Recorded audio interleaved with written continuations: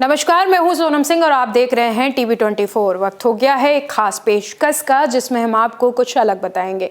25 दिसंबर को दिल्ली के DC Deshmukh auditorium में होने वाले world education entrepreneurship summit award का आगाज पीयूष पंडित की अध्यक्षता में किया गया। आपको बता दें कि इसका मुख्य केंद्र जो रहा वर्ल्ड वाइड एजुकेशन पब्लिसिटी और विश्व शिक्षा एवं उद्यमिता की असीम संभावनाओं पर जोर देना। वहीं इस कार्यक्रम में सम्मानित अतिथियों की मौजूदगी में गरिमामय दीप प्रज्वलित किया गया, जिसमें मुख्य अतिथि और विशिष्ट अतिथि के तौर पर IPS जितेंद्र मणि त्रिपाठी शामिल हुए। देखिए खास रिपोर्ट। 25 दिसंबर को दिल्ली के डीसी देशमुख ऑडिटोरियम में होने वाले world education entrepreneurship summit award का आगाज पीयूष पंडित की अध्यक्षता में संपन्न हुआ, जिसका मुख्य केंद्र वर्ल्ड वाइड एजुकेशन पब्लिसिटी और एजुकेशन रहा, जिसमें सम्मिलित अतिथियों की मौजूदगी में गरिमामय दीप प्रज्वलन के साथ किया गया, जिसमें मुख्य अतिथि व विशिष्ट अतिथि के रूप में IPS जितेंद्र मणि त्रिपाठी शामिल थे। इस उपलक्ष्य में टीवी 24 नेटवर्क के MD सत्येंद्र सिंह कुशवाहा भी शामिल हुए। मुख्य आकर्षण का केंद्र रहा विदेशी प्रतिनिधियों और हमारे अनुभवी मेजबानों द्वारा आयोजित विभिन्न आकर्षक अंतर्राष्ट्रीय मुद्दों पर मंथन व पैनल चर्चाएं। इस सम्मेलन के माध्यम से विश्व शिक्षा एवं उद्यमिता की असीम संभावनाओं पर जोर दिया गया।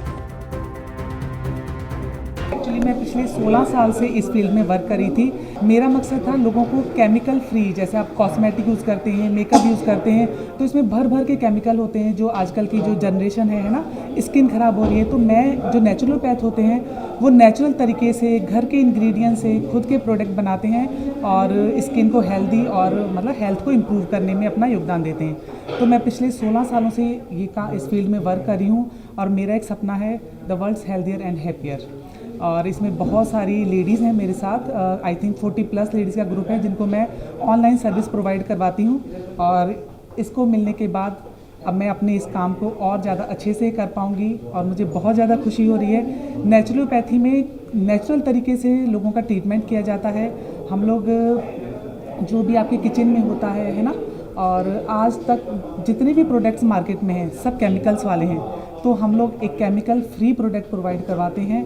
और जो नेचुरोपैथ डॉक्टर्स रहते हैं वो एक मेडिसिन फ्री लाइफ और एक्टिव और हेल्दी लाइफ लोगों को जीना सिखाते हैं। जितना आप नेचुरल रहोगे, जितनी अपनी स्किन को केमिकल्स वाले प्रोडक्ट से, मेकअप वाले प्रोडक्ट से दूर रखोगे, उतनी ही आपकी स्किन हेल्दी और यंग रहेगी।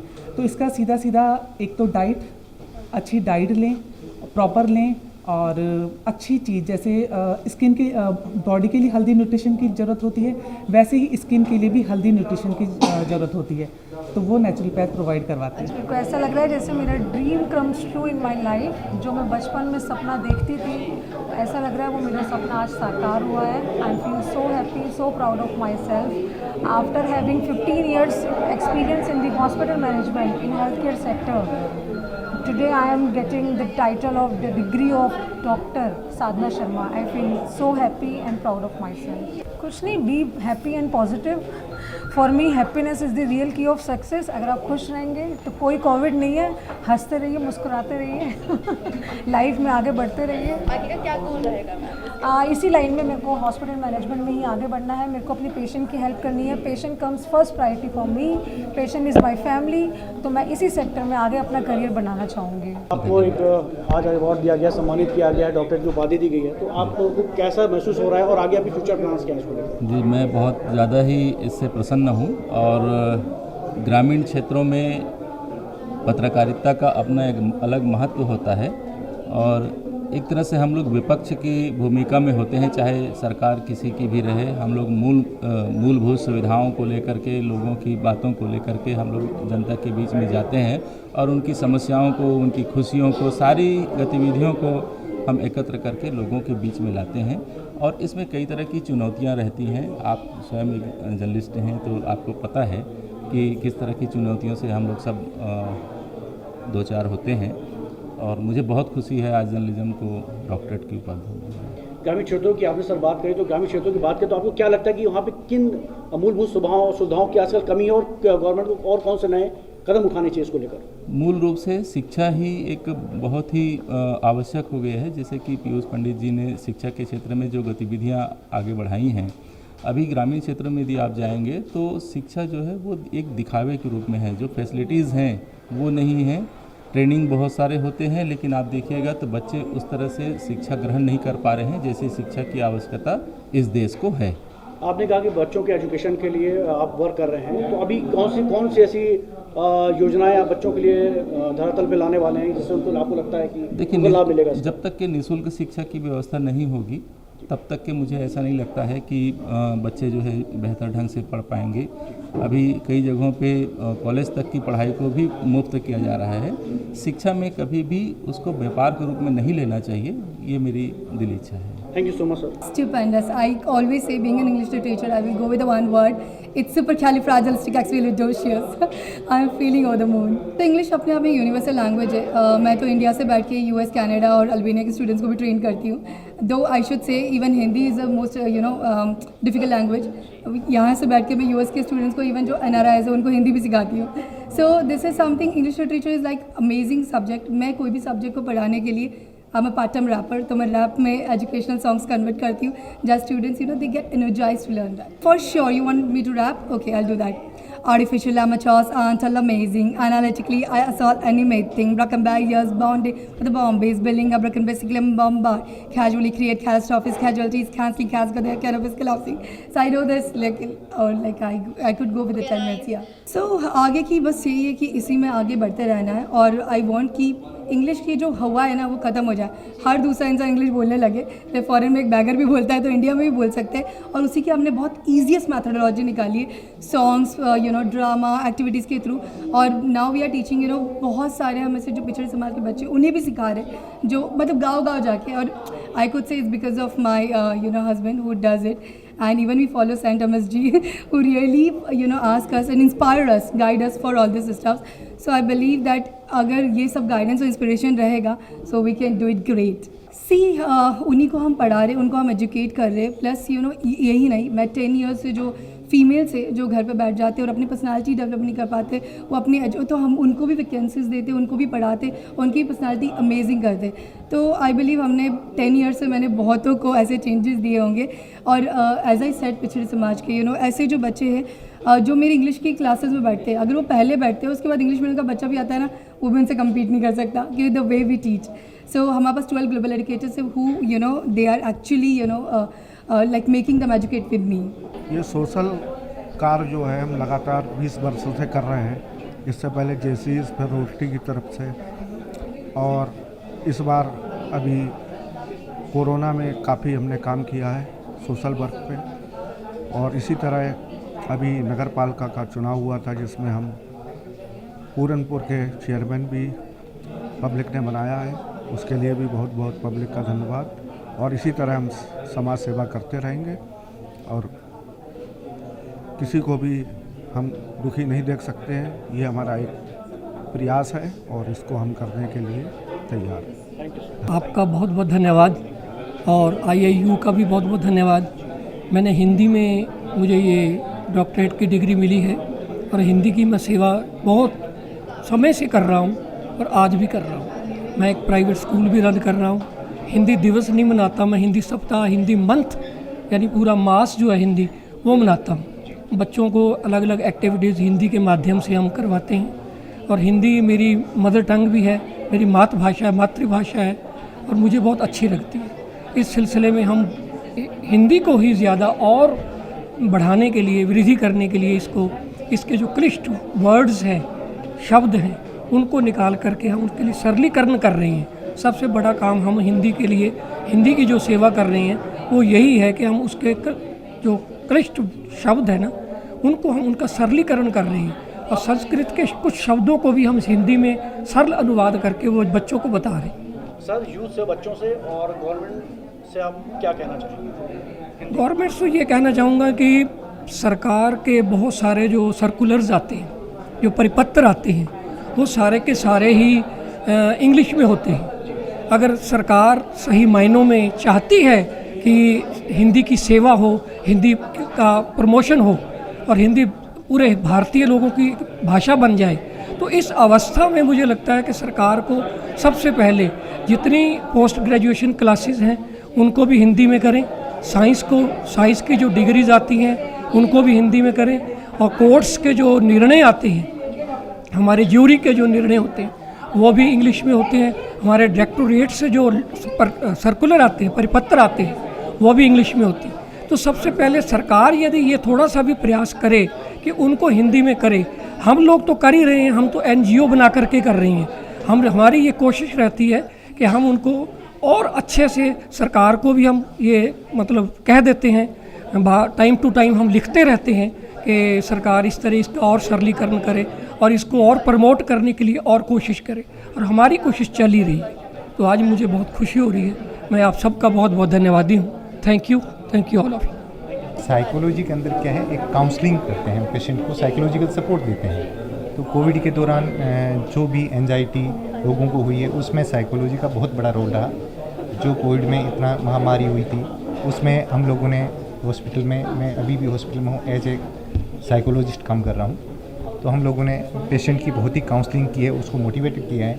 और बच्चों को भी जैसे उस टाइम ऑनलाइन क्लास की वजह से बहुत सारे बच्चे डिस्टर्ब हुए, तो उनको भी हम लोग मोटिवेट करते हैं। आगे भी हम इस फील्ड में काम करेंगे। और सालों से सर लगभग आप इस अवार्ड को पाने की इच्छा है? 20 ईयर हो गए मुझे हेल्थ डिपार्टमेंट में काम करते हुए। हर किसी की इच्छा होती है कि डॉक्टरेट का उसको अवार्ड मिले, और इतने प्लेटफार्म पे, बड़े प्लेटफार्म पे मुझे मिला है, मुझे बहुत ही अच्छा लगा। तो आगे का क्या गोल रहेगा सर? गोल तो यही है कि हमें इससे एक सीख लेनी है कि आगे और भी अच्छा करना है।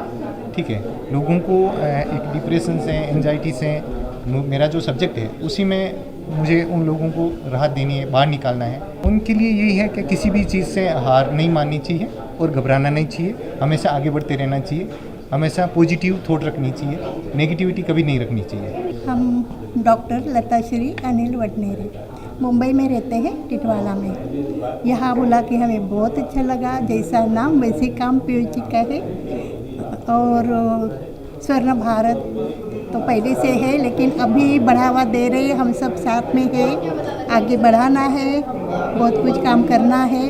और मुझे सोशल वर्क के लिए दिए, क्योंकि मैं करती हूँ, सबके लिए करती हूँ, एजेड के लिए, ज्येष्ठ नागरिक है, पशुओं के लिए, पक्षी है, जैसे एनिमल्स के लिए मैं सब करती हूँ, बहुत करती हूँ। मुझे फ़ोटो निकाल के करूँ ऐसा नहीं है, मैं करती रहती हूँ। तो मैम अभी आपको क्या लगता है कि जो जीव जंतुओं के लिए जो भी आप वर्क कर रहे हो उसमें कहाँ भी कुछ कमी ऐसी रह गई जो आप चाह रहे हैं संस्था के माध्यम, गवर्नमेंट के माध्यम से? बहुत कम है ना। लोगों को कैसे है ना, जैसे गौ माता है, गौ माता ने अगर बच्चा देना भी बंद कर दे, एजेड हो गए तो छोड़ देते, रास्ते पे छोड़ देते, या कसाई को ये कर देते हैं, तो ये गलत है। अगर हम भी एजेड हो जाते तो वो छोड़ देते हैं, वो भी गलत है, ऐसे नहीं होना चाहिए। जैसे यंग जो अभी युवा ये जो है सब, तो वो भी गलत रास्ते पे जा रहे हैं, ड्रिंक करना, अभी नया साल आ रहा है, ड्रिंक करते हैं, तो ये गलत है। गौ माता पालो, हर घर में एक गौ माता होनी चाहिए द्वार पर। जैसे ड्रिंक्स लेने से अच्छा ना दूध पियो। जैसे गौ माता की धार हम निकालते हैं तो कैसी आवाज़ आती है, सर तर करके आती है ना। और बॉटल से जब मदिरा उंडरती है तो कैसे आवाज़ आती है, डुब डुब, सही है या नहीं? तो पीकर वो डूब जाते हैं। गौ माता का कैसे जैसे आवाज़ आती है वैसे तर हो जाओ। जैसे दूध से जितने एटम्स बनते हैं वो सब हेल्दी है, तो उनको गौ माता के लिए अभी बहुत बढ़ावा देना चाहिए। जैसे रास्ते में है, एक्सीडेंट होते हैं, बहुत कुछ करते हैं। तो ये क्या है आपके? तो हमारी तो खुद की संस्था है, ओम तोमेश्वरी प्रतिष्ठान, बहुउद्देशीय शैक्षणिक गौ सेवाश्रम। पर्यावरण में मैं हूँ, पर्यावरण की भी मैं राष्ट्रीय सलाहकार हूँ।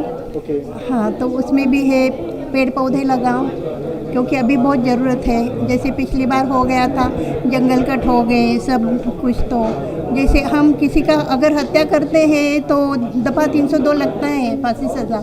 अगर झाड़ कटिंग होती तो वो कैसे, तो नेचर अपने आप ऑक्सीजन हो गए थे, एडमिट हो रहे थे, ऑक्सीजन की कमी हो रही थी, तो कुदरत भी गला मतलब वही हो गए थे, सज़ा देना। तो हर व्यक्ति ने, हर जन्म हो गया झाड़ लगाओ, बर्थडे है झाड़ लगाओ, हर किसी ने झाड़, हर त्यौहार के लिए झाड़ लगाओ। जैसे आज 25 दिसंबर है, तो तुलसी लगाओ, हर पेड़ लगाओ।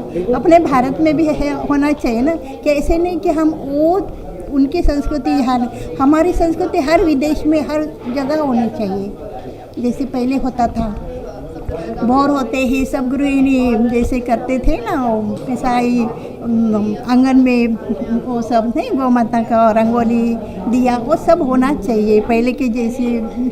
अभंग भजन सब कुछ होना चाहिए, यानी भारत यानी स्वर्ण भारत होना चाहिए। Thank you so much, thank you so much. Award को जो आपने आयोजन किया है, इसका मुख्य उद्देश्य क्या है? मुख्य उद्देश्य था कि भारत देश जो है शिक्षा जगत में जगत गुरु के रूप में स्थापित हो, विश्व गुरु के रूप में स्थापित हो। ऐसी सोच के साथ जो है एडुकेशन के मूलभूत जो सुधार होते हैं उनको मद्देनज़र रखते हुए हम लोग काम कर रहे हैं। और आज आप देख रहे होंगे करीब 10 देशों के प्रतिनिधि यहाँ पे उपस्थित हैं, जो अपने अपने देश में उनके यहाँ क्या कैसे चल रहा है वो सारी जानकारी हम लोगों को दे रहे हैं। हमारा उद्देश्य कार्यक्रमों के माध्यम से अवेयरनेस लाना है कि भारत देश का हर एक एडुकेटर्स 21st सेंचुरी स्किल्स से लेके इनोवेटिव चीज़ों पे भी अपना ध्यान आकर्षित करें, ताकि वो अपने बच्चों को अच्छा एडुकेशन दे सकें। पीयूष जी, आपने बच्चों के एजुकेशन को लेकर भी बात करी और बहुत से ऐसे मुद्दों को भी उठाया जहाँ पे आज ज़रूरत है एक आम पब्लिक को, आम जनता को भी और गवर्नमेंट को भी। आप क्या सलाह देना चाहेंगे कि उनको आगे क्या प्रोसीडिंग ऐसी लेनी चाहिए जिससे कि आम जनता को और बच्चों के फ्यूचर को लेकर कुछ नई संभावनाएं पैदा हो सके? भारत सरकार से इतना अनुरोध करना चाहूँगा कि वो एडुकेशन को बहुत ही सीरियस लें, और इसका चाहे बजट आप कितना भी बड़ा करें, लेकिन आपको अपने एडुकेशन सिस्टम में, चाहे वो आंगनबाड़ी हो, चाहे प्राइमरी स्कूल हो, चाहे उच्च प्राइमरी स्कूल हो, या फिर आप बात करें 10वीं 12वीं का एडुकेशन सिस्टम हो या ग्रेजुएशन की बात हो, आप हर एक विषय तर्क को NEP अगर आपने लॉन्च करी है, फॉलो करवा रहे हैं, उसके माध्यम से बहुत सारे मूलभूत बदलाव आ रहे हैं, तो इसको ज़मीनी स्तर पर उतारने के लिए भी कैंपेन चलाएं। जिस प्रकार NEP कोई नहीं जानता था, आज NEP सभी लोग जानते हैं, उस प्रकार जो सुधार का एक मापदंड होता है उसमें भारत देश की सभी NGO को लगाया जाए कि वो अपने अपने गाँव, अपने अपने क्षेत्र में एडुकेशन को सबसे टॉप लेवल पर ले जाने का प्रयास करें।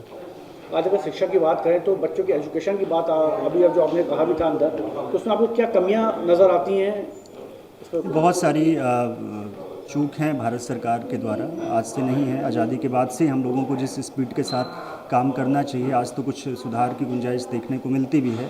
तो इसमें बहुत सारी चीज़ें हैं और मीडिया में मैं चाहूँगा कि अगर आप लोग आमंत्रित करते हैं तो चैनल में बैठ के इस पर चर्चा होगी कि भारत देश की शिक्षा को कैसे उन्मुक्त बनाया जाए, कैसे बहुत ही अच्छा किया जाए। इस पर हम लोग लंबी चर्चा करेंगे। और अभी बस ये सलाह देना चाहता हूँ सरकारी तंत्र को कि वो एडुकेशन को बहुत ही सीरियस स्तर पे देखना शुरू करें, और एडुकेशन मिनिस्ट्री को हर एक डिपार्टमेंट में एक सख्ती के साथ नियम कानून और सिलेबस लॉन्च करना चाहिए, करिकुलम लॉन्च करना चाहिए। हर एक विषय को, किस पाठ्यक्रम को मजबूत करने के लिए जितनी भी ट्रेनिंग की आवश्यकता हो, चाहे इंडिया के लोग आएँ, चाहे बाहर के लोग देने आएँ, हम लोग जहाँ तक सक्षम है भारत सरकार के साथ जुड़ के काम करेंगे। हालांकि विद्यांजलि एक प्रोजेक्ट है मिनिस्ट्री ऑफ एडुकेशन का, उसमें मैं सहभागी हूँ और काफ़ी दिनों से सरकार के कई स्कूलों में हमने परिवर्तन किया और अच्छा काम कर रहे हैं। धन्यवाद। पीयूष जी, एक क्वेश्चन और लास्ट आपसे और पूछना चाहूँगा। अभी एक प्री स्कूल को लेके आपने एक पूरा खाका बनाया है, उसको आप भी लॉन्च करने जा रहे हैं, इसके बारे में कुछ बताइए। प्री स्कूल जो है एक बहुत पुराना अपना ड्रीम था। 2012 से ही मैंने प्लान किया था कि एक प्री स्कूल ऐसा होना चाहिए जो आंगनवाड़ी की स्थिति को सुधारे। भारत देश में आंगनवाड़ी बहुत सारी हैं, लेकिन शिक्षा के क्षेत्र में या जो कुछ सीखने की बात होती है, बच्चे कुछ सीखते नहीं हैं वहाँ पे सही तरीके से, नियम कानून की कमी है। तो मैं फ्यूचर रत्ना प्री स्कूल के माध्यम से मैं चाहूँगा कि पूरे देश के आंगनवाड़ी को अच्छा बनाया जाए, आंगनवाड़ी केंद्र को भी स्थापित करें अच्छे से, और साथ साथ प्री स्कूल का जो हमारा मॉडल है वो करिकुलम उस जगह पे लॉन्च किया जाए। Thank you so much.